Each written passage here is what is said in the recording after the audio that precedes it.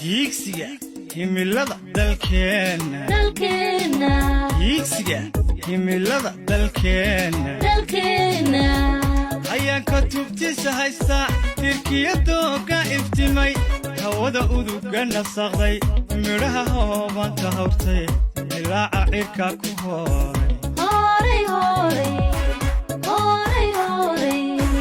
ilaaca cirka ku hooray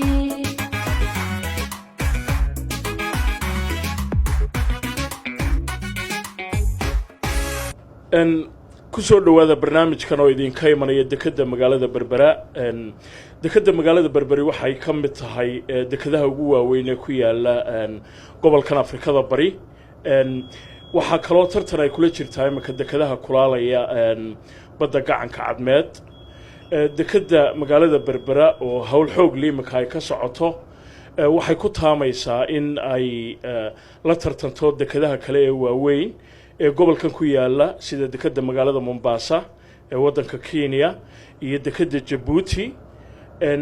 waxaanu imika saaranahay taaga lagu soo xidho maraakiibta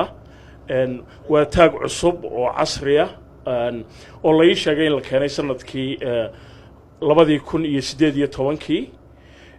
taaga waxa wada nin dhalinyaro ah oo kamid ah ragga dhalinyarada ee dhawaan ku soo biiray dekada Berbera waxaanu culunta badaha ka bartay maxadka ku yaala isla magaalada Berbera walaal magaca maxamed ayo maxamed arab maxamed oo imika markaa bahalka wada miya ana wadaha gartay muddo intee lag ku qaadatay inaad baratid waxaanu ku jirnay tareen muddo sanad iyo 5 bilood imisa marka baad tusaalahaan soo xidhaa markaa toddobaadkii oo kale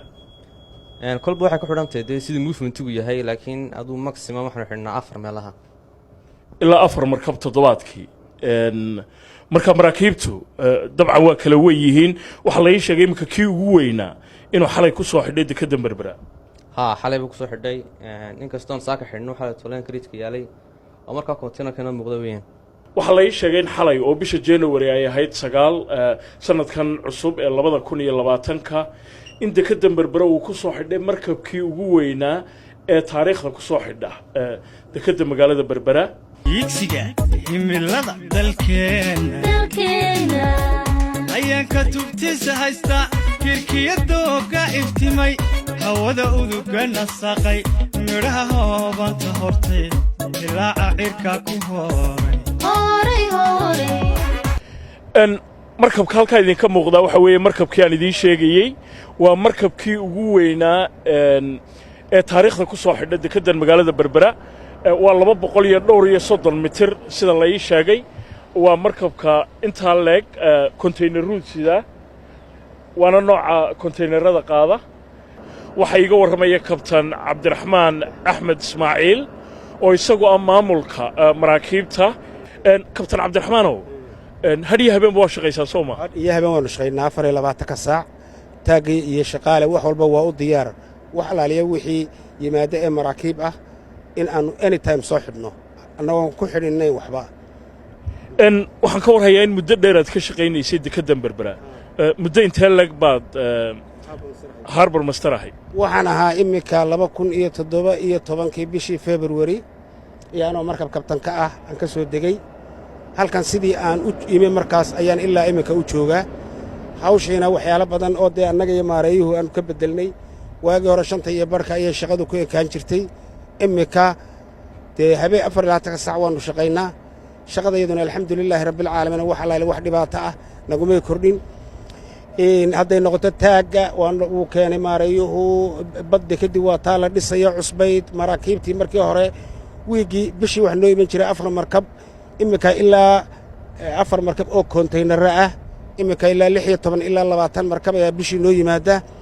aad iyo aad buu u ziyaaday maraakiibtaasi kabtan Cabdiraxmaanow xagee bay ka kala yimaadaan maraakiibtaasu badankooda waxa ay ka yimaadaan Jabal Cali Salaala Jidda Djibouti iyo maxaan ku raahdaa badankooda qaar ka yimaada xagga iyo India intaba way leeyihiin laakiin wax weyn line kaanu haysano waa Salaala iyo Jidda iyo Djibouti ayay ka yimaadeen iyo jabal cali. kabtan cabdiraxmaan oo muddada aad ka shaqaynaysay badda waxaan qiyaasayaa in dekeddan berbera aad iman jirtay isbeddelka ugu weynee ku dhacay dekeddan maxaad ku tilmaami lahayd? wallaahi isbeddelka ku dhacay mid aad iyo aad u weyn weeye, mid aad iyo aad u weyn. markii hore yacni maraakiiban kabtan ka ahaa halkan markaannu soo galno dee dekeddoo faaruqa waannu iska soo geli jirnay any time wax allaale wax mushkilad may lahayn. iminka waxa weeyaan sugitaanka aannu wax sugayno ayaa aad u badnayd. bilmatalan maraan imi 2007 markaa igu dambaysay DB World la wareegaysay, yacni wax waliba oo dekedda ahi horumar aad u wanaagsan bay gaadheen. oo dee bilmatalan meeshii ay ka shaqayn jirtay 5 qof iminka 20 qof baa ka shaqaynaya oo mid waliba saacaddiisa mid waliba far saar oo farta hadduuna saarin subaxii maalintaa waa laga kansal garaynayaa, ama xagga DB World haato ama xagga Somaliland Port Authority haato. xag dhaqaale yacni runtii mushaharkooda ku filan ayaa qof waliba qaataa, kuma xisaabtamayo wax kale. mushaharkuna nin walba oo ku filan yahay. sidaa awgeed horumar aad u weyn baannu gaadhnay. iminkana waxaannu u diyaar garoobaynaa wakhtiga soo socda siaannu tanna ula howlgeli lahayn cusub mar allaaliya markii la furo. maalmo dhaweed baannu maareeyaha ka wada hadlaynay project inaan loo sameeyo, isaguna wuu noo oggolaaday.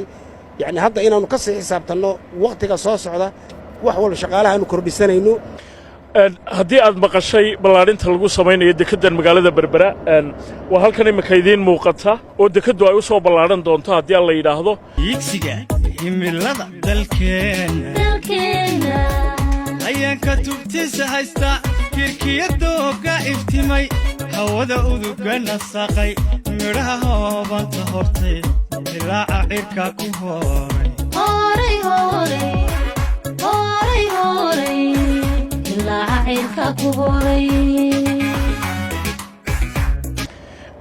markaad soo dhex gasho dekedda magaalada berbera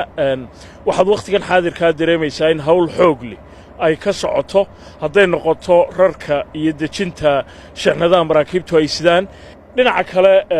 waxaa la sheegaa in dekedda magaalada berbere ay kaga duwan tahay dekedo kale oo fara badan oo caalamka ku yaalla iyadoo aad deked dabiiciya ee aan samays ahayn. kabtan cabdiraxmaanow marka la leeyahay dekeddu waa deked dabiiciya maxaa looga jeedaa? waa deked naturala, waa deked yacni sida breakwaterkaas oo kale ah oo waxa weeyaan aan lagu ku qaadanayn shirkadda dhisaysa ama qolada dhisaysa wax badan oo awooda. dekeddaasu bilmatalan intaas iminka bannaan oo kale haddii la buuxiyo si caadiya ayay dekeddu noqonaysaa. therefore badankeeda waa wada dabiici oo wad aragtaa. waxa weeyaan dadku waxay deked ka dhistaan meel bannaan oo dhabtkuna aad u dheer yahay. tanu maaha, waxa weeyaan waa dabiici. waad aragtaa iminka wax yar baa halkan u hadhay. maxaan ku idhahdaa kuwaas way daldaloolaan somaaritido dhexdooda kuwan dhexdooda way xidhan tahay. ciiddina waa taa ku socotaad arkayso gawaaridu dhigayso waa la buuxinayaa.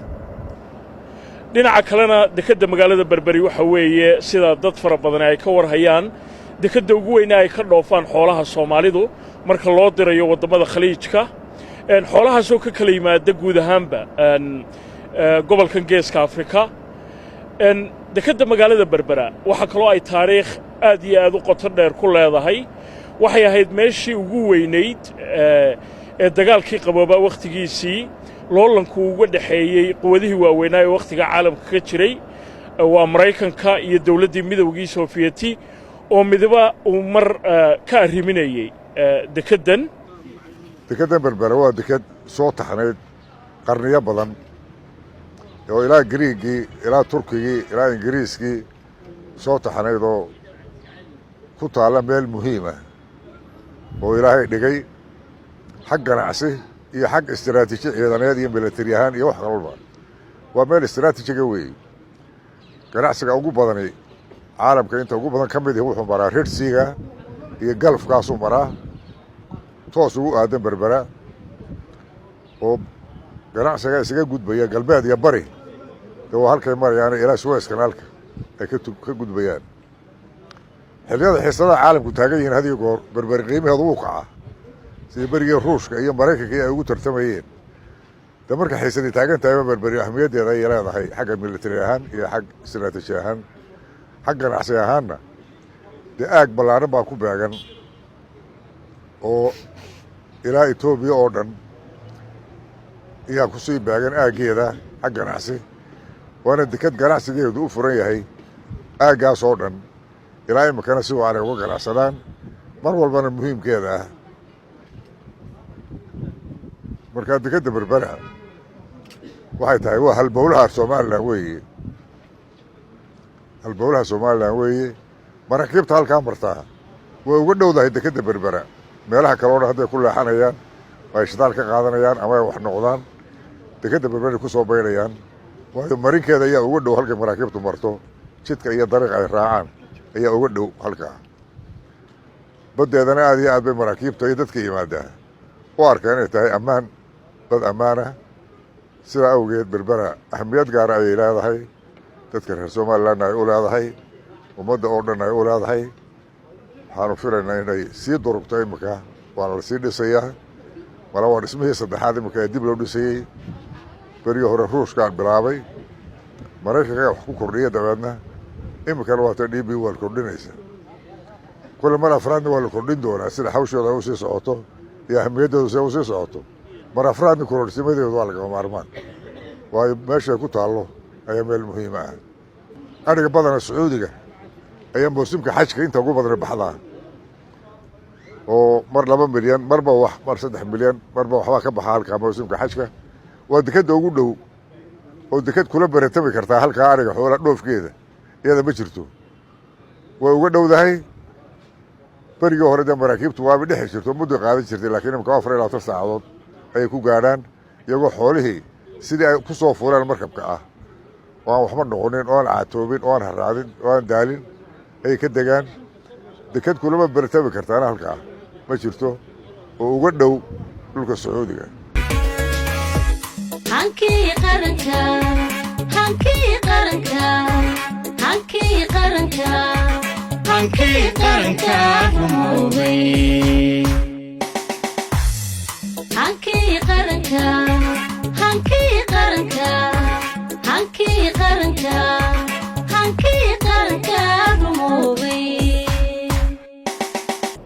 markabkan weyn ee konteynerada qaada waxaa la ii sheegay in laga leeyahay waddanka Singapore waxaana weeye sharikadda loo yaqaano PIL ee caanka ka adduunyadoo dhan markabkani sidaan horeba u sheegay waa kii ugu weynaa ee weligii ku soo xidha dekeddan magaalada berbera markaa konteyneradii buu rogayaa sida idiin muuqata labadaa wiish ayaa si talantaaliya uu midba dhinac uga rogaya konteynerada markii kastana labadaa wiish waxa u suurto gelaysa inay dhulka soo dhigaan 2 konteyner markaa waa qiyaasi karaysaan waxa weeye 4 konteyner ayaa la dejinayaa markii kasta markaa hawshu saasay u socotaa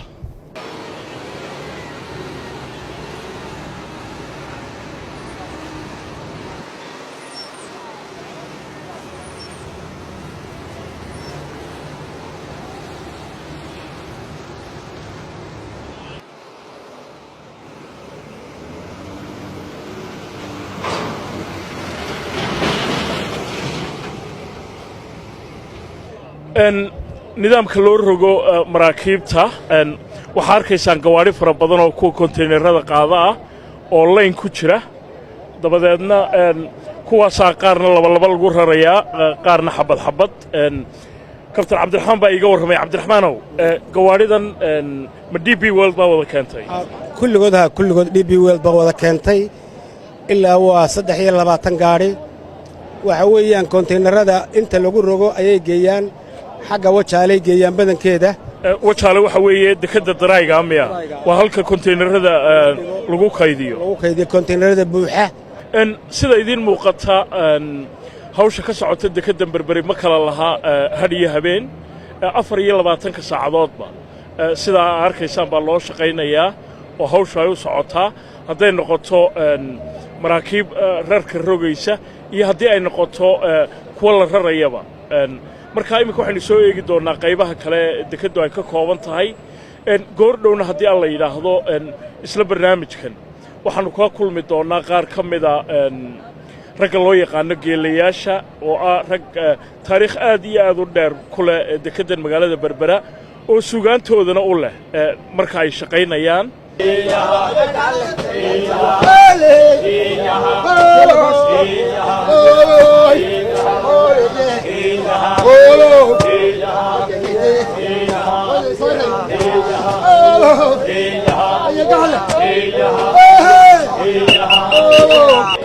marka alaabada la rarayo sida idiin muuqata shaqada un lama qabto laakiin waxay leedahay suugaan u gaara oo raggan alaabada raraya ee geelayaasha loo yaqaana ay caan ku yihiin dabeedna hees hawleedkaasaa lagu shaqeeyaa hees hawleedkaasna mar walba raggani waxa ay kaga turjumaan wadciga waddanka ka jira dhinac kastoo ay noqotoba dabeedna suugaantoodu waxay gaadhaa meelo fara badan oo geyiga soomaalida ah ninkan odaygaa baa lai sheegay inuu ka mid yahay ragga ugu caansan ee dekeddan ka shaqeeya berbera muddo intee lag baad ka shaqaynaysa halkan waxaan ka shaqaynayay 30 sano 30 sannadood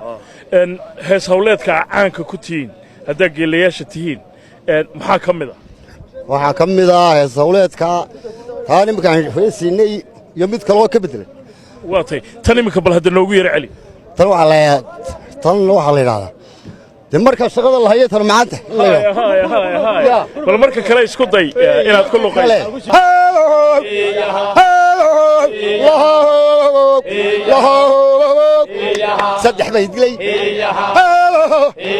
saddex bay dilay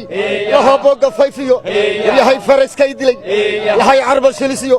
yahay jobdhankay dilay hooyeye sagaal naagood oo dirseenya allow haysiin seed ninkeed cuna allow haysiin reerka salow gelis allow haysiin asal haddii kaca allow haysiin xaasibulugawey allow haysiin xaasara shawduda allow haysiin xaarfal baandhiga allow haysiin hageedha biijale allow haysiin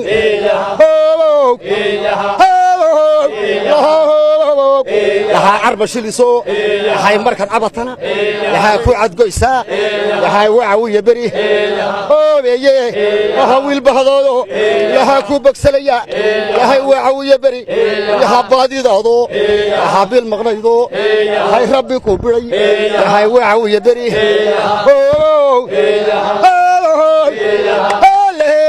lahaatos ligood lahaatos giguga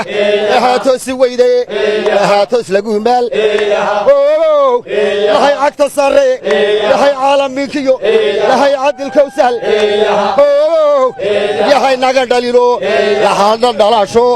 yahay dhasha tannay oobeye awliyaalay lahaanu adeego lahaa ilaanoo bari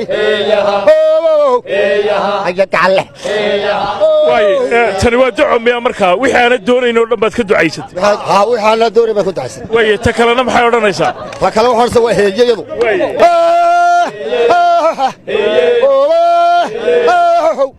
beritiba weyn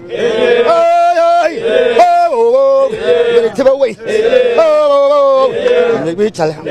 allaahi aygu wadhindho yalo aygu wayrixin allaahi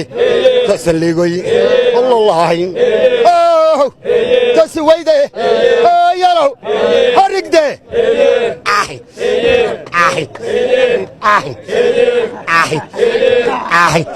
allaahi islagumal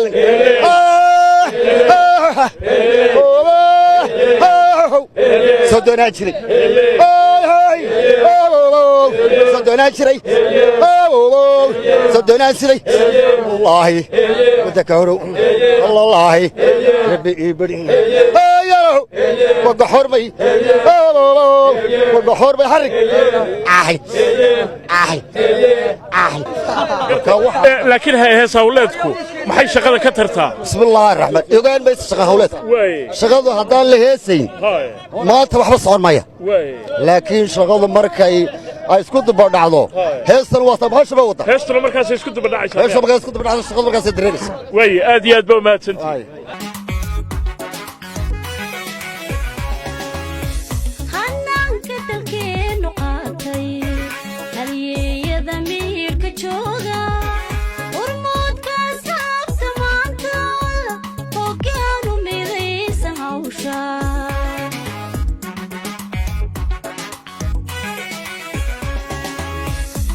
haddaynu helnay muwaadin haddan hanano dhulkeenna hantida waynuhu ku duugay haddaynu haraad ku reebno haddan heesaha garaadka haddan ku hormayno yoolka haddan ku hormayno yoolka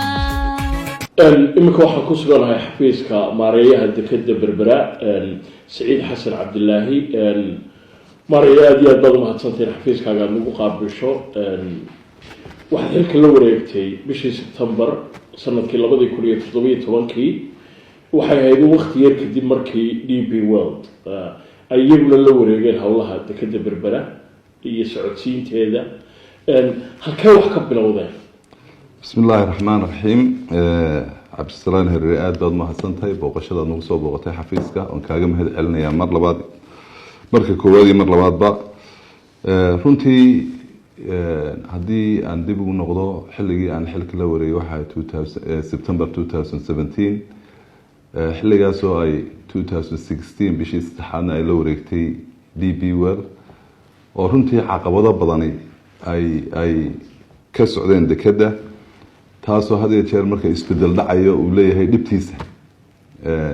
maadaama yahay international company oo ah company ajaniba iyo dadkii localka ahaa ee dekada ka shaqeynayay isfaham waa fara badan dhex maray iyo buuq iyo dekadii baa la wareegaya runtii waqti aad u adag bay ahayd alxamdulilah rabbil caalamiin wada xaajood shaqaalaha dekada berbera iyo odayaasha gobolka iyo dhammaan laamaha ay ka koobantay dekadu waxaan isla fahanay inaan DP World la shaqeyno iyada lafteeda DP World oo aan fahansinay culture-ka ka jira Somaliland iyo dekadaba aduu xoogaa ka bacdi markiiba waan isla jaan qaadnay runtii shaqaalaha weynaha dekada berbera oo ah dad aad u karaamaysan ahna dhuunta kaliya ee Somaliland wax u soo maraan mas'uuliyadda ay hayaana og qaranka u hayaan waxaanu bilownay isfahan iyo wada shaqeyn maadaama DP World qayb kaliya ka maamusho dekada oo ah operation markii horena dadka loo sheegay in guud ahaan la wareegtay dekada laakiin in yar ay u fahmeen dadku runtii markii dambe waan isla jaan qaadnay alxamdulilah rabbil caalamiin shaqaduna si fiican bay u socotay ilaa hadda maamulka markaad leedahay waxay la wareegeen xagga operations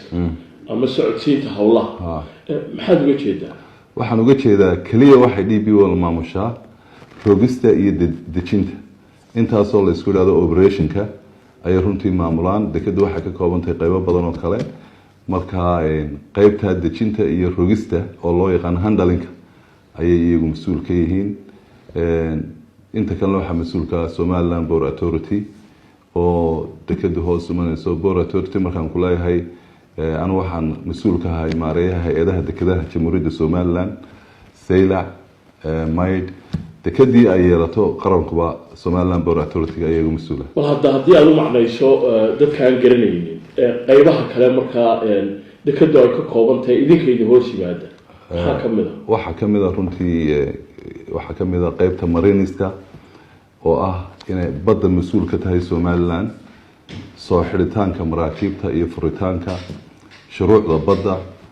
mas'uuliyadda badeed ee dhammaan qarankan leeyahay waxa kale oo ka mas'uulahay geelaha oo ah qaybta ugu muhiimsan ee iyaguna ka shaqeeya waa iyaga laftooda waxa kale oo ka mas'uulahay guud ahaan amniga iyo security-ga dekada waxa kale oo ka mas'uulahay qaybaha kale la shaqeeya sida ay jannada iyo cid kasto adeeg aan ugu qabana halkan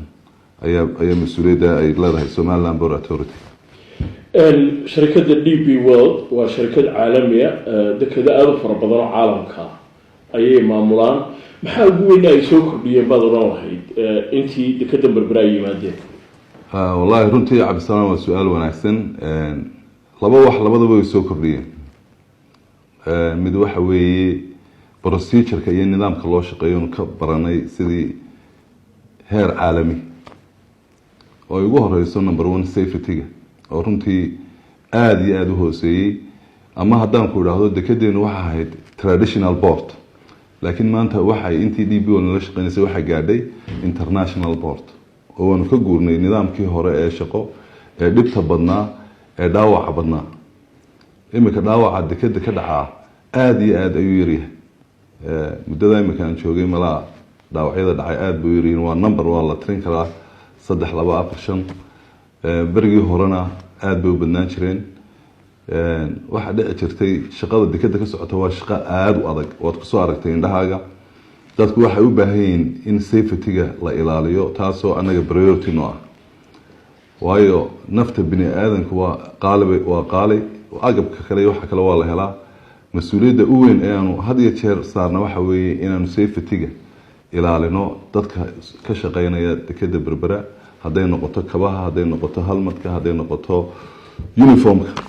intaba iyo hadday noqoto tababarada joogtada ah ee muhiimka ah oo mar walba seminar loo qabto qaarna aan dibadahaba u dirno marka runtii isbedel weyn ayay soo taasi qodobkaas waa qodobka labaadna waxa weeye waa qodobka keenay soo jiidashada faraha badan oo ah image-ka ay u soo kordhisay qaranka jamhuuriyadda Somaliland oo muddo dheer ku taameeya ikraaf iyo inuu la macaamilo bulshada kale caalamka runtii waxay kow ka tahay la macaamilka bulshada kale caalamka oo runtii muddo dheer aynu raadinaynay waxa la yiri Soomaalidu waxay ku mahmaadaa qofka 12 faa'iido ku qabta adoo hal faa'iido waxa la eega faa'iidadaada ha eegin qof kale wuxuu kugu qabo runtii waxaan anu u arkaa image aada u qurux badan oo ay ku soo daydaan investorska kalena ayay ku soo kordhisay Somaliland dhinacii maamulka waad sheegtay iyo tababarada dhinaca qalabka markay timaado dekeda runtii aada bay uga muuqdaan markaad dhex marto qalab fara badan oo cusub bay kusoo kordhiyeen muxuu kaga duwayay qalabkaasi qalabkii hore dekeda ku shaqeyn jirtay sidaan horeba kugu sheegay Cabdisalaam waxa weeye qalabkan wuxuu kaga duwan yahay uu la jaan qaadayaa aqoonta shaqaalaha la kobciyo iyo agabka lagu shaqeynayo waxa weeye for example berigii hore aan DPO la wareegin 5,000 oo container ayaa bishii la rogi jiray maximum inta u badan intii ay timi muddadii ay joogteen waxay gaadheen 17,000 oo container bishii taasoo ah the highest record-kii ugu weynaa ta kale waxaa noo yimaaday imika maraakiibtii waaweyneyd oo ka waaweyn kuwii hore iman jiray imika kii u dambeeyey ee soo xidha sidaad aduba ka warbixisay waxa weeye dherarkiisii ugu dheeraa ee soo gaadha dekeda containers waxa weeye 234 mitir waxaan rajaynaynaa runtii marka ay qoditaanku dhammaado oo dekeda draafkeeda la gaadhsiiyo 17 mitir ilaa 18 mitir oo ah heerka caalamka dekedaha si ay ugu soo xidhaan mothershipska waaweyn oo iyaduna qoditaanku uu bilaabmi doono 22 bishan aynu joogno imika oo darajarkii ay soo gaadhiso 19 bisha diyaar garowgeedina lagu jiro dekeda magaalada berberi muddo aada u dheer waxay ahayd deked ay ka dhoofaan gebi ahaanba xoolaha Soomaalida ama 90% meel kastoo ay ka yimaadaan gobolka geeska Afrika laakiin dekedu imika tartan waxay kula jirtaa dekeda kale oo gobolka ku yaala Djibouti ay ka mid tahay oo Mombasa ay ka mid tahay oo Boosaaso ay ka mid tahay maxaa lagu dooranayaa bay kula tahay adiga aragtida dekeda berbera ee ay kaga duwan tahay dekedaha laba qodob labadaba Cabdisalaam waxay kaga duwan tahay goobta ay ku taalo dekeda berberi oo ah goob istiraatiiji kana wanaagsan dekedaha kale sida mandaqada oo kale maadaama ay ku taalo Gulf of Aden halkaas oo ay maraan albaabka hore ee dekeda berbera waxa mara 35,000 oo markab sanadkii si aan u soo jiidano 35 oo aan macaamiil ula noqono waa inaanu diyaarnaa maankaanidihii ay u baahnaayeen loo qaban lahaa wax alaal wixii dekeday qaban lahayd service hadday noqoto dry dock hadday noqoto transshipment oo aan ku tala jirno in sanadka dambe insha Allah 2021 aan diyaar gareyn doono waxaas oo dhan haddii ay noqoto oil bunkering si ay shidaalka uga qaataan, hadday noqoto crew changing, waxaasoo dhammi wuxuu soo hoynaya dakhli aada u fara badan. 2021 higsigiga ayay ka mid tahay inaanu servisyada faraha badan leh aanu soo kordhino si aanu tartankii aanu gula jirnay mandaqada aanu insha allahu u dhammaystirno iyo higsigii unagu hogaaminayay madaxweynaha jamhuuriyadda somaliland Muuse Biixi Cabdi. laakiin adeegyada dekadu ay maanta bixiso markaad barbar dhigto tusaale ahaan Djibouti oo kale ama Boosaaso ama Mombasa heerkeeda joogtaan baad oran lahayd? runtii waxaan joognaa heer ku dhow iyaga laftooda. dekadu haddaanay helin mankaaniyad fara badan oo ay ka mid yihiin dekad waa inay heshaa wado oo ay corridor-ka heshaa. runtii suuqa weyn ee lagu tartamaya had iyo jeer waxa weeye suuqa ugu dadka badan ee Ethiopia. sidaad ka warqabta waad soo martay wadadii Berbera corridor oo iyaduna la jaan qaadaysa expansionka dekada Berbera, dhismaha weyn ee ka socda dekada Berbera. intaas markay isku hagaagaan at the same time waxa kaloo isaguna bilaabmaya imika free zonki. saddexdaas markay isla jaan qaadaan waxaan u malaynayaa in dekada Berberi ay number 1 gelin doonto insha Allah xagga serviceka insha Allah. arrinta Ethiopia waa arrinta doonaya inaan ku weydiiyo muddo dheer dekada Berbera waxay isku dayeysay sidii loo gaari lahaa suuqa Ethiopia oo alaabadooda ama ay halkan usoo marsan lahaayeen ama ay uga raran lahaayeen. intee lag baa ilaa imika taa ku guulaysateen? cabdisalaam sidaad ogtayba heshiis triangle ayaa la saxeexay oo ay dowladda Somaliland la gashay DP World iyo Ethiopia in 30% agabka Ethiopia uu maro Berbera corridor. runtii waxaasoo dhami waxay ku xidhan yihiin dhammaystirka dhismaha wadada iyo dekada insha allahu. waxaa kaloo jira iyaduna barbar socda sidii loo dhammaystiri lahaa trade and transit agreement oo iyaduna ay mas-uul hormood ka tahay wasaaradda maaliyadda. markaa run ahaantii intaasoo dhammaystiran marka la helo maadaama heshiiska already la saxeexay baahidii way jirtaa.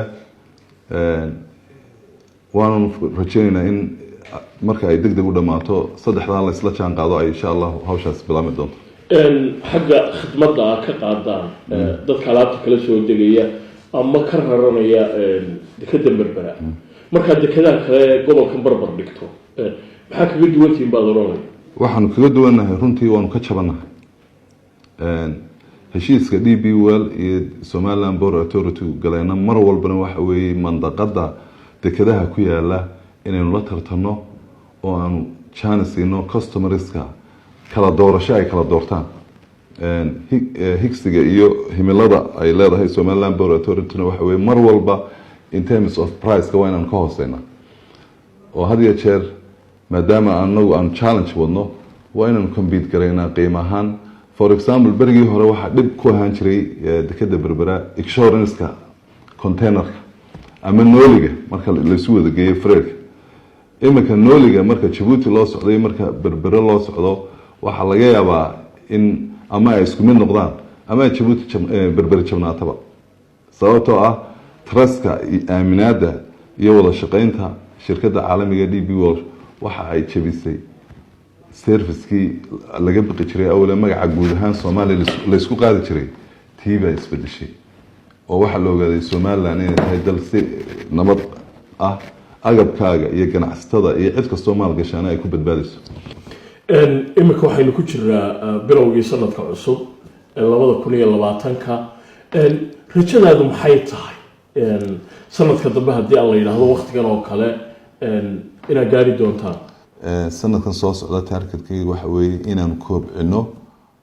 trainno badan oo sameyno shaqaalaha scholarshipna u dirno. hadda waxaan wada saxnay heshiis laba geesooda dekada weyn ee Rotterdam Holland. heshiiskii bishii hore aan wada saxnay waxaan jecel lahay inaan shaqaalahayaga hadday biologada noqoto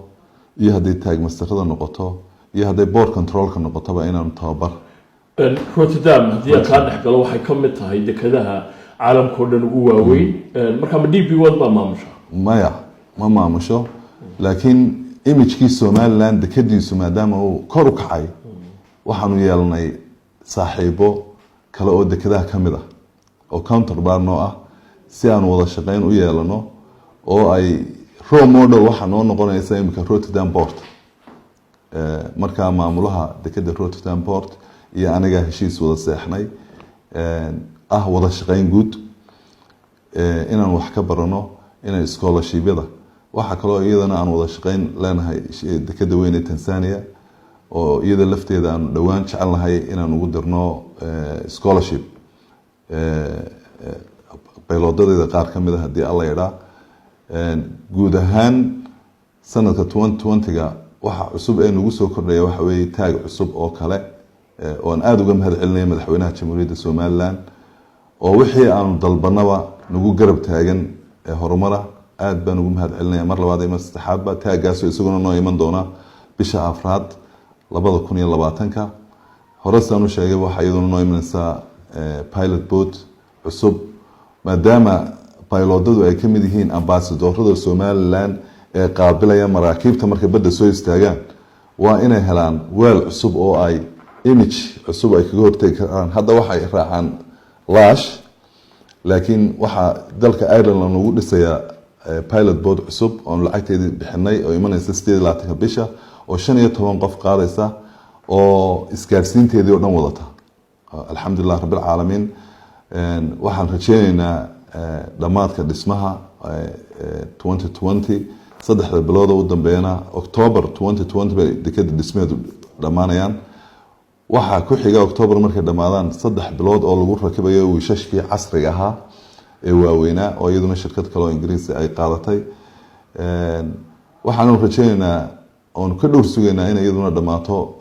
wadada weyn ee Berbera Corridor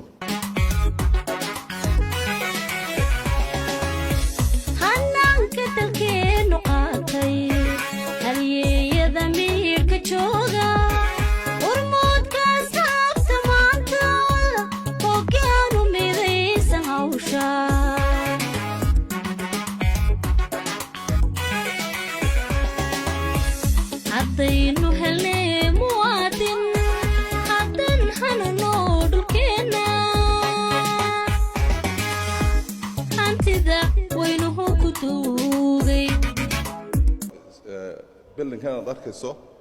intii aan joogay ayaan dhisnay alxamdulillah rabbil caalamiin ilaahay nagu soo guulay waxa la yiri gaalada waxay tiraa first impression is the last impression aragtida hore xafiiskaagu wuxuu ka turjumayaa shaqadaad qabanaysa noocay tahay insha Allah waa dhismo ka kooban 24 xafiis oo shaqaalaha oo dhan one stop shop baan ka dhignay qaybta mariniska oo dhami inay hal xafiis yeelato hadday bayloodada tahay hadday board clearance-ka tahay dhammaan hadday qaybta mechanic-da tahay hadday engineers-ka tahay si fiican bay alxamdulillah oo meeshan uu noo caawiyay runtii intan one stop shop waxaad uga jeedaa soo mahayn adeegyadii loo baahnaayo dhan adeegyadii loo baahnaayo midba meel loo tagi lahaa qaybta mariniska oo dhan halkan aan ku soo koobnay insha Allah dhismaha cusub dekadana one stop shop kale ayaa laga sameeyaa custom-ka turbatariyada DB wall halka aan isku keeno dadka macaamiishii aanay meelo badan u luglugeen hal meel lagu dhameeyo insha Allah arintaas ay dad fara badan ka dhawaajinayaan in baahi weyn loo qabo maadaama imika ay kala firiirsan yihiin meelihii adeegyada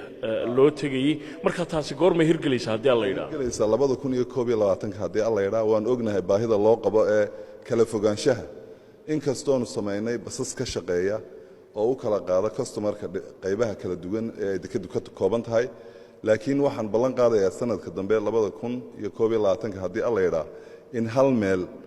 hal xafiis iyo hal building la isku iman karo oo qofku hal ka boss position oo kaliya lagu dhameyn karo muraadka uu leeyahay insha Allah bismillaah kariim hannaanka dalkeenu qaatay halyeeyada miirka jooga maray dekada Berberi taariikhaadu dheer bay ku leedahay xagga dhoofka xoolaha xoolo intee lag ba sanadkii ma ka baxa ka xilliga xajka runtii xoolo badan baa ka baxa sidaad ogtahay xooluhu waxa weeye laf dhabarta dhaqaale ee dalkan leeyahay waxaanu siinaa priority-ga koowaad xooluhu markay jiraan xilliga xajka habeenkii laga bilaabo 4 galabnimo ilaa 7 subaxnimo shaqo kale ma qabano waxaan xoolo ahayn sanadkii hore kala dhan waxaan dhoofinay $1,600,000 oo kun oo neef marka runtii waxaan rajaynaynaa in insha Allah suuqyo kalena inoo furmi doonaan iminka Cumaan iyo Yaman ayaa si caadi ah isaga socda laakiin xilliga xajka runtii xoolo badan baa dhoofa marka xoolahaasi sida la qiyaasi karo ari bay u badan yihiin Soomaa xoolahaasi waxay u badan yihiin runtii Cabdisalaanow ari waana xilliga xajka ay u badan yihiin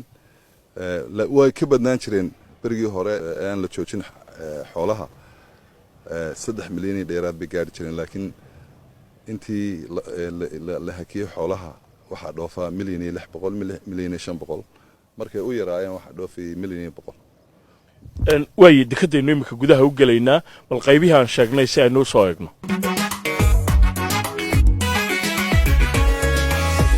hankii qaranka hankii qaranka hankii qaranka hankii qaranka imika waxaanu ku sugannahay goobta konteynerada la soo dhigo ee wajaale loo yaqaano maareye halkan maxaa wajaale loogu bixiyey halkan wajaale waxa lagu bixiyey waa suuqa weyn ee wajaale ayay agabku inta badan tagaan dadna saasa loogu magac daray marka goobtan waxa weeye goobta konteynerada la keeno markay dadku booking gareystaan maanta oo kale markay booking gareystaan caawaan u dhigaynaa si ay biriyo kale ula baxaan bookingka waxaad uga jeedaa soo maaha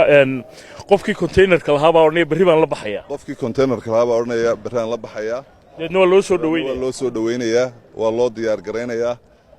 iyadoo dhinac walba laga eegay xagga safety-ga iyo nidaamkaba dabeedna uu la baxayaa qofkaasi maalinta ku xigta haddii qofku maalinta ku xigta la bixi waayo maxaa dhacaya waxaa dhacaya ganax baa ku dhacaya haddii aanu annagu u dhigi weynana annagaa ganax lanugu yeelanaya oo idinka salaydi ku yeelanaya maadaama ballanqaadkii aanu samaynay aanaan fulin waa inaanu annaguna ganax bixinaa ilaan qofkii shaqadiisa buu ka habsaamaya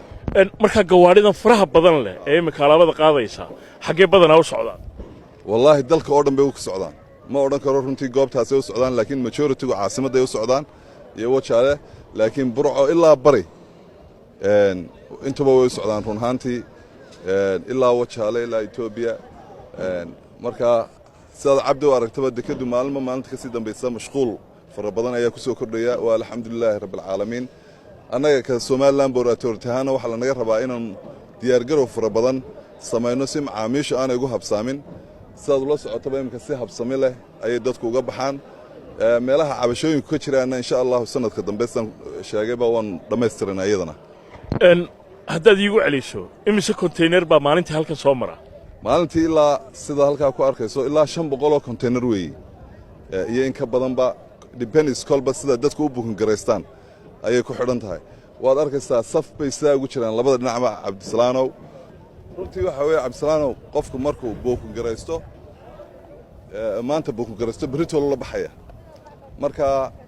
marba aanu noqonaa offer booking oo aan booking qofka maalinta dambe ugu ballan qaadna maadaama ay macaamiishu badan yihiin marka ujeeddadaasna waxa weeyaan si aan loogu habsaamin meesha oo aanay dadku isku soo gaadhin maanta marka imika 6 galabnimo ayaanu bilaabaynaa run ahaantii wixii faaruq ahaa oo dhan aanu dib u celinayna marka maraakiibta dib u qaadaysa miya maraakiibta dib u qaadaysa marka faaruq halkan waa laga qaadaa laakiin caawa kuwii buuxana waa la soo dhigay kuwii faaruq ahaana waa la qaadaya run ahaantii imika waxaanu soo eegi doonaa qaybtan waa aragtaan oo hawl xoog leh ka socota waxaanu soo eegi doonaa qaybta dekada lagu ballaadhinayo marka qaybtaana waa nala arki doontaan haddii aan la yidhaa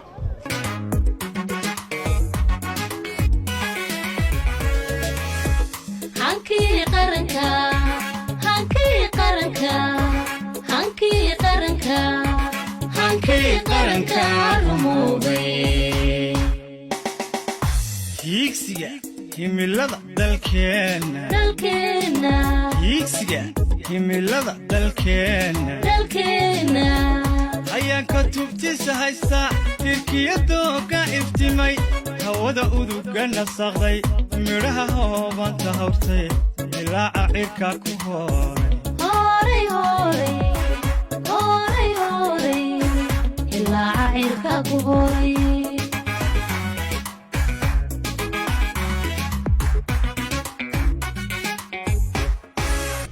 haddii in badan aad maqashay ballaadhinta dekedda berbera hawsheedu si baaxad leh imika u socotaa qaybta dhinacan iga xigtaa waa qaybtii hore dekedda lagu shaqayn jiray qaybta cusubina halkan ay noqonaysaa maareeye qaybtan cusub intee bay lekaanaysaa haddii aan la yidhaah cabdisalaanow qaybtan waxa weeye waa qaybta cusub waa 400 oo mitir oo loo dhisaan garanayo container terminal si ay maraakiibta waaweyn ee mother shipki ay u yimaadaan sidaad ogtaba maraakiibta waxaa u badan 400 iyo dheeraad mitir tanna waa 400 marka total la isu geeyo dekedeennii hore iyo tan waxay noqonaysaa 1,050 mitir 1 kilomitir iyo 50 marka insha Allah waxaan rajaynaynaa maraakiibta waaweyn ee mother shipka si ay u yimaadaan halkana transshipment ugu sameeyaan mother shipka waxaad uga jeedaa kuwa waaweyn ee containerada qaada si markaa dekedda loogu kala wareejiyo wixii meelo kale u socda wixii mandaqada u socda iyo meelo kale sidii halkan looga wareejiyo waa service aan jecelnahay inaan soo kordhino insha Allah sida maraakiibta waaweyn ee China Mareykan Singapore ka timaada ay toos ugu soo xidhatay halka awal inooga iman jireen ay ku soo kala bedeli jireen Salaala Dubai ayaan jecelnahay in halkan berbera transshipmentka lagu sameeyo lagu kala maaraya markaa markabkan oo kii ugu weynaa ee taariikhda ku soo xidha dekedda berbera kuwa kale waa ka sii waaweyn yihiin miya imika cabdisalaanow kankii ka horreeyey waxaa 224 mitir runtii farxad bay noo ahayd shalay kan aad goobjoogga u ahayd wuxuu ahaa 234 mitir waa kii ugu weynaa ee abid container sida ama ku soo xidhay dekedda berberaba taasi waxay ku tusaysaa sidaan ugu diyaar garoobayno aanu diyaarka u nahay habeen iyo maalinba sidii maraakiibta ugu waaweynay insha Allah marka tan la dhameeyo ay ugu soo xidhaan qaar 450 mitir Jeff waxa uu madax ka yahay sharikadda dhisaysa qaybtan cusub ee lagu soo kordhinayo dekedda magaalada berbera Jeff, when will this project be completed? We are going to, this project will be completed by end of September this year. wuxuu ii sheegay in bisha September ee sanadkan imika bilaabmay ee 2020ka in hawlgal ay noqon doonto qaybtani oo shaqadeedu ay dhammaan doonto. By the way, where are you from? Yes, Korea. Yeah. South Korea. Yes. Yes, South Korea. So what is the company called? The company that's building the new expansion of the port? There are the Sharp another contracting company. Yes. Yeah, Sharp another. Sharp another. Yeah. So that's based in the Emirates? Yes, exactly. Yeah. Dubai. But you have extensive experience. How many countries have you worked in the past? More than 10 countries work in the like Saudi Arabia, Kuwait, and the Malaysia, and Hong Kong, some other countries. Yes. wuxuu ii sheegay in sharikadda dhisaysaa xarinteedu ay tahay waddanka isutaga imaaraadka carabta isaguna shakhsiyan uu ka soo shaqeeyey ilaa 10 waddan oo Saudi Arabia ay ka mid tahay oo ay ka mid tahay Croatia oo ay ka mid yihiin waddamo kale Kuwait ay ka mid tahay so how's the project going now? Yeah, it's going well and smoothly. We are the key area. We have completed the while driving more than 62%. We can finish as per our planned schedule. Yes. wuxuu sheegay in shaqadu ay si wanaagsan ugu socoto oo uu rajaynayana in waqtiga ay qabsadeen ay shaqada ku dhamayn doonaan. So how many people work here in this project? Around more than 200% in local. Yeah. wuxuu sheegay in ilaa 600 oo qof imika mashruucan ballaaninta dekedda berbera ay ka shaqeeyaan kuwaasoo badankoodu ay yihiin dad Somalilanders inta kalena ay yihiin shaqaale ajnabiya. Are they also from South Korea mainly? No. Mainly from the Dubai and India. Yeah, some other countries. No. wuxuu sheegay shaqaalaha ajnabiga inay imaaraadka iyo ka yimaadeen iyo waddamo kale. haddaan ku noqdo maaraya ma ku qanacsantiin idinku sida shaqadu ay u socoto? cabdisalaanow sidaad adiguba indhahaada ku aragto shaqadani si xawliya ayay u socotaa waan ku qanacsanahay waxaa kaloo jira oo halkan noo jooga shirkad consultana oo Ingiriisa oo iyaduna Somaliland iyo shirkadda DB World ka socota una eegta tayada dhismaha ee ku socda halkan si aanu helno lacagtii la bixiyay dhismo u dhigma oo aan marnaba lanoo maadaama aynaan khibraddaa gaadhsiisnayn waxaanu soo karaysanay shirkad ingiriis ah oo fadhigeedu halkan yahay shaqaalo doorina ka joogaan oo ingiriisi oo tallaabo kastoo la qaadayo ilaa ay buruufgareeyaan aan la dhigin marka alxamdulilah shaqadu si fiican bay u socotaa schedulekii loogu talagalay oo ah September 2020gana inay dhammaanaysaan filaynaa insha allah iminkana waxaanu soo eegi doonaa sharikadda caanka ee DP World oo iyadu hawl maalmeedka dekedda berbera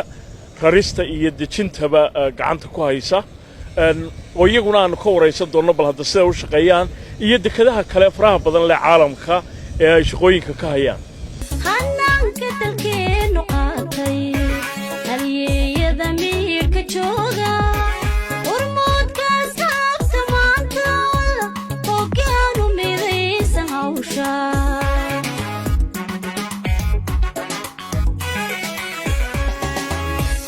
haddaynu helnay muwaadin haddan hanano dhulkeena World here in Berbera for the past 6 months. My role here is Chief Operations Officer. Essentially what that is all of the operations report to me. That's technical, operations, IT, safety, security. Horatio wuxuu ii sheegay in uu yahay madaxa howlgallada ee sharikadda weyn ee DP World oo muddo 6 bilood uu ka shaqaynayay magaalada Berbera waxaanu ka yimid magaalada Los Angeles ee dalka Mareykanka laakiin dekado fara badan oo kale ayuu hore uga soo shaqeeyay. So what other parts of the world have you worked in the past? I've worked in all parts of West Africa, Nigeria, Benin, Cameroon, Togo. I've worked in Bahrain and in Los Angeles, Aqaba, Jordan, and now here in Berbera. wuxuu ii sheegay in wadamo fara badan oo Nigeria ay ka mid tahay oo Benin ay ka mid tahay oo galbeedka Afrika uu ka soo shaqeeyay bariga dhaxana dekada weyn ee Aqaba ee wadanka Urdun magaalada Los Angeles qudheeda ee dalka Mareykanka ayuu ka soo shaqeeyay Berberana imika 6 bilood buu joogay. So how is the Berbera operation going on now? The Berbera operation is going on very well. We had a very strong finish to 2019. Production, our production is going much higher now. We finished 7% higher on crane productivity than we did in 2018. I think, one of the really positives that happened for us this year, or last year, was that we made a layer of managers called shift managers. These shift managers are in charge of their shift, everything that happens in that time frame. Their shift, and there's 4 shifts, and we promoted all local shift managers. We took, we interviewed everybody and took the highest performing local, at that point they're supervisors, and we promoted them to managers. And so for the past 6 months, we've really been developing them on operational theories and leadership,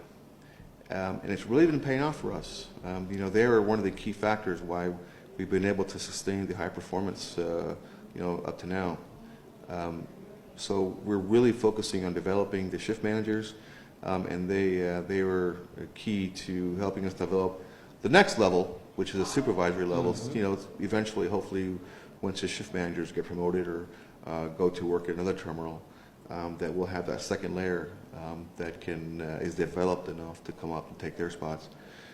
So overall, operations are doing very well. waxaan weydiiyey sida uu arko inay u socdaan hawlaha DP World ay ka wado dekada Berbera waxaan uu sheegay inuu aad iyo aad ugu qanacsan yahay oo sanadkii hore 2018 marka loo eego sanadkii imika dhamaaday in 7% hawluhu ay kordheen waxaan uu sheegay in ay xoojiyeen dadka iyagu supervisorska loo yaqaan ama shift managerska mas'uulka ka sida hawluhu ay u socdaan oo dad fara badan ay ka qaadeen xog waraysiyo lagu shaqaaleynayo kuwii ugu wanaagsanaa baanu qaadanay buu yiri marka tababaraan u bixinaa oo dadka sare loogu qaadayo howlaha sidii ay u qaban lahaayeen. And DP World, how many countries are you operating now? DP World has a presence in over 50 countries globally, coming from the Americas, Europe, Middle East, Africa, and Asia. In every continent, DP World is sponsored in every continent, and in total, just over 50 countries. And waxaan weydiiyey inta wadana DP World ay ka shaqaysay caalamka waxaan uu sheegay ilaa 50 wadan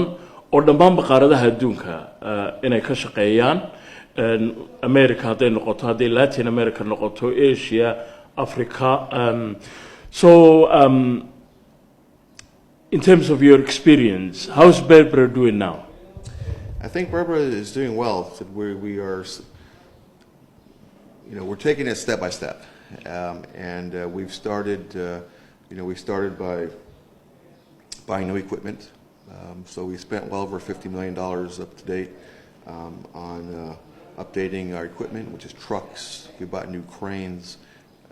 new reach stackers, new empty handlers, and also training for the staff. And waxaan weydiiyey sida uu arko howlaha DP World ay ka wada magaalada Berbera maadaama khibrad aad u weyn uu leeyahay howlaha dekadaha waxaan uu sheegay inuu aad iyo aad ugu qanacsan yahay laakiin wuxuu si talaabo ayaan u sii wanaajinaynaa ilaa imika waxaan ku kharash gareynay buu inaanu qalab cusub ku soo iibino ilaa $50 milyan oo gawaarida waaweyn haday noqoto haday wiishashka noqoto iyo waxyaabaha kale la midka The second step to that is training all of the staff specifically in safety. Safety is a big priority for us here, and also in leadership. So we're sending some of the supervisors and some of the managers to bigger terminals like Jebel Ali or Dakar, or some of the more mature terminals where they can see what good really looks like, right? wuxuu sheegay in ay qorshaha ugu jirto inay xoojiyaan badbaadada shaqaalahooda oo tababar ay ugu dirayaan dekadaha waaweyn ee kale DP World ay maamusho sida dekada caanka ee Jebel Ali ee Imaaraadka ku taalo kale waxaan u sheegay inay doonayaan in dhinaca ay aad uga shaqeeyaan oo shaqaalaha marka halka laga qaado ay soo arkaan sida ugu haboon ee dekadaha looga shaqeeyo. So how do you see the future of Berbera? When I look at Berbera, I see opportunity, and I see big potential. If I look at next year, what's happening here within the port and within Berbera is we're expanding this terminal. Currently, our capacity here in terms of TEUs, 20-foot equivalent containers, is 150,000. Next year, we'll have increased that to 450,000. And within 5 to 6 years after that, we'll have increased it up to 1 million. waxaan weydiiyey sida uu arko mustaqbalka dekada Berbera horreyshay wuxuu sheegay in imika ay awood u leeyihiin in sanadkii ay dejiyaan 150,000 oo container oo nooca 20 fuuda. So what's your plans for the future? By next year, the expansion is going to expand us to 450,000 TEUs, and within 5 to 6 years after that, up to 1 million TEUs. wuxuu sheegay inay qorshaha ugu jirto in sanadka dambe haddii la yiraahdo ay gaarsiiyaan 450,000 oo container oo nooca 20 fuuda sanadkii marka la gaaro 5 sanadood kadibna inay tirada ka dhigaan 1 milyan oo container inta ka Berbera ay ka soo degaan sanad walba. The future of Berbera and our value proposition that we offer our customers. I think one of the most valuable things that we have here is the real solid collaboration with our joint venture partner, with the Somaliland Port Authority. We work very well together. We collaborate on everything from operations to security of the port, and we have a very good relationship. And really, what that does is it just makes it much easier to work, much easier for everyone to get what they need to get done. And in the end, it really goes a long ways to help our customers because they really know that we're both trying to make the port a better place, and working together just makes it that much easier. rishi wuxuu ii sheegay in ay aad iyo aad ula dhacsan yihiin wada shaqaynta ay ka helaan maamulka dekedda berbera iyo maamulka guud ee dekedaha somalilan wuxuu sheegay in si macaamiishooda ay ugu shaqeeyaan wada shaqayntaasi ay aad iyo aad muhiim ugu tahay hadday noqoto dhinaca howlgallada iyo hadday noqoto dhinaca ammaankaba oo aad iyo aad ula dhacsan yihiin wada shaqaynta ay ka helaan maamulka dekedda berbera. Thank you very much indeed for your time. Thank you. Thanks a lot. Bye-bye. Thank you. waa hagaag intaasna waxaa ku dhan barnaamijkan oo ku saabsanaa sida ay wakhtigan xaadirkaa u shaqayso dekedda magaalada berbera iyo waxyaabaha ay hiigsanayso mustaqbalka dhow. barnaamijkan waxaa aad gacan nooga siiyey maamulaha dekedaha somalilan siciid xasan cabdilaahi aad iyo aad baad u mahadsantay walaal mahadsani.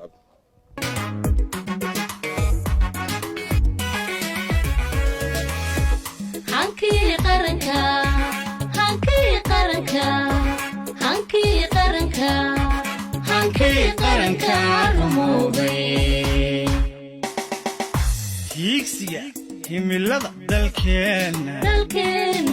hiigsiga himilada dalkeenna